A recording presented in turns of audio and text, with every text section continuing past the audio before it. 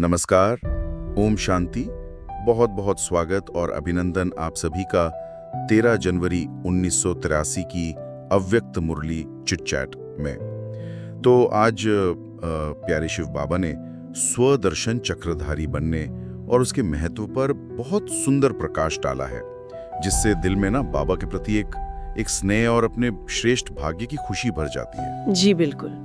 बाबा ने बहुत प्यार से समझाया कि ये स्वदर्शन चक्रधारी बनना कोई साधारण बात नहीं है। हाँ। ये भविष्य के चक्रवर्ती राज्य भाग्य का सीधा कनेक्शन है। ये एहसास करना, ये नशा कि हम आत्माएं इस 5000 साल के विश्व नाटक में मुख्य मतलब हीरो पार्टधारी हैं। हीरो पार्टधारी, हाँ। और इस संगम युगी ब्राह्मण जन्म में अपना जीवन वो हीरे जैसा अनमोल बना रहे हैं। तो स्वदर्शन चक्रधारी का फिर गहरा अर्थ क्या हुआ? बाबा पूछते भी हैं, समझते हो? मतलब सिर्फ जानना नहीं, बल्कि उस स्थिति में टिकना, है ना? हाँ, बिल्कुल। इसका मतलब है अपने पूरे 5000 साल के चक्र को, अपने हर जन्म के पाठ को जानना और उसमें रमण करना। अच्छा। आदि से अंत तक हम ही वो विशेष आत्माएं हैं। बाबा याद दिलाते हैं कि हम ब्रह्मा बाप के साथ सदा से पाठ बजाते आए हैं। ये कोई छोटी बात नहीं है। सही कहा। स्मृति से एक अविनाशी नशा और बाबा के प्रति वो गहरा प्यार वो महसूस होना चाहिए। हाँ, और बाबा ने इसमें जो आदि स्वरूप है, यानी सतयुग का देवता स्वरूप जी, और इस अंतिम जन्म का ब्राह्मण स्वरूप, इन दोनों को याद रखने पर बहुत जोर दिया है। हाँ, जैसे चित्रों में दिखाते हैं ना, ब्रह्मा बाबा और श्री कृष्ण को साथ। बिल्कुल वैसे ही अपने इन दोनों स्वरूपों को स्मृति में रखना है। हाँ, और यहाँ समझने वाली बात यह है कि इन दोनों स्वरूपों को एक साथ याद करने से होता क्या है? क्या होता है? इससे सहज ही खुशी और शक्ति मिलती है। देखो, एक तरफ हमारा पुरुषार्थी ब्राह्मण स्वरूप है और दूसरी तरफ हमारा भविष्य का वो संपूर्ण देवता स्वरूप। बाबा हमें इन दोनों ही रूपों में देखकर कितने खुश होते हैं। इसमें बनाने वाले मतलब प्यारे बाबा की भी महिमा है और बनने वाले हम बच्चों की भी। और कितनी बड़ी गारंटी बाबा दे रहे हैं कि देवता तो सभी बनेंगे, चाहे नंबरवार बने। हाँ, लास्ट नंबर वाले भी पूज्य आत्माओं की लिस्ट में तो हैं ही।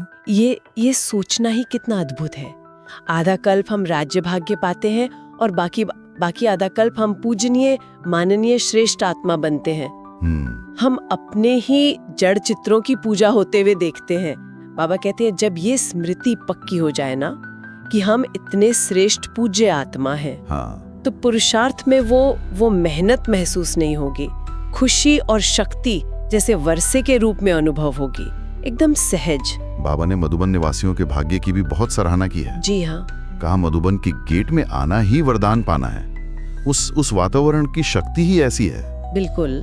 और बाबा उनसे उम्मीद भी रखते हैं कि वो सदा वरदानी स्वरूप में स्थित होकर उस संपन्नता का अनुभव करें और अपनी खुशी से दूसरों में भी उमंग भरें। हाँ, जैसे कोई खुशी में नाचता है तो देखने वाले को भी नाचने का मन करता है।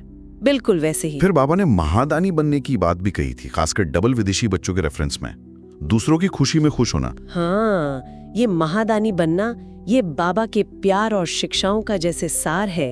बाबा ने अलग अलग जगह से आए बच्चों को भी यही शक्ति भरने की प्रेरणा दी। अच्छा। जैसे सिंगापुर वालों को कहा, आप मस्तक मणि हो, सदा बाप की याद में रहो, ऊंची स्टेज पर स्थित रहो, तो समस्याएं नीचे रह जाएंगी। वाह। ये बाबा की याद से सहज होता है। फिर अफ्रीका वालों को स्नेह और सहयोग की शक्ति याद दिलाई, जिससे वो अविनाशी रत्न बने। कहा, सच्ची लगन हो तो सर्वशक्तिमान बाप की मदद से असंभव भी ऐसे संभव होता है, जैसे वो मक्खन से बाल निकालना। एकदम सहज। मास्टर सर्वशक्तिमान बनो।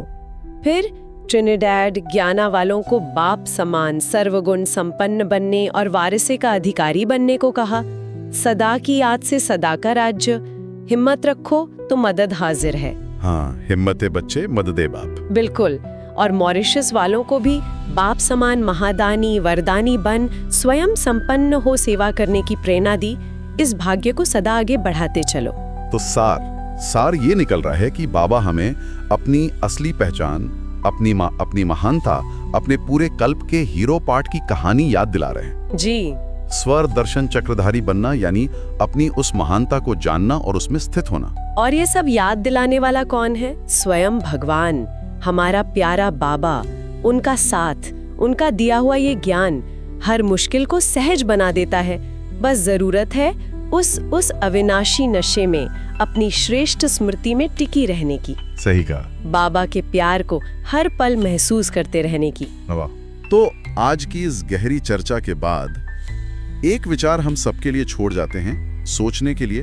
अपने वर्तमान पुरुषार्थी ब्राह्मण स्वरूप और भविष्य के संपूर्ण देवता स्वरूप, इन दोनों शक्तिशाली स्मृतियों को सामने रखते हुए ऐसी कौन सी एक बात रोज याद रखें जिससे खुशी और शक्ति का अनुभव इतना सहज हो जाए कि मेहनत शब्द ही भूल जाएं? सोचने वाली बात है। ओम शांति।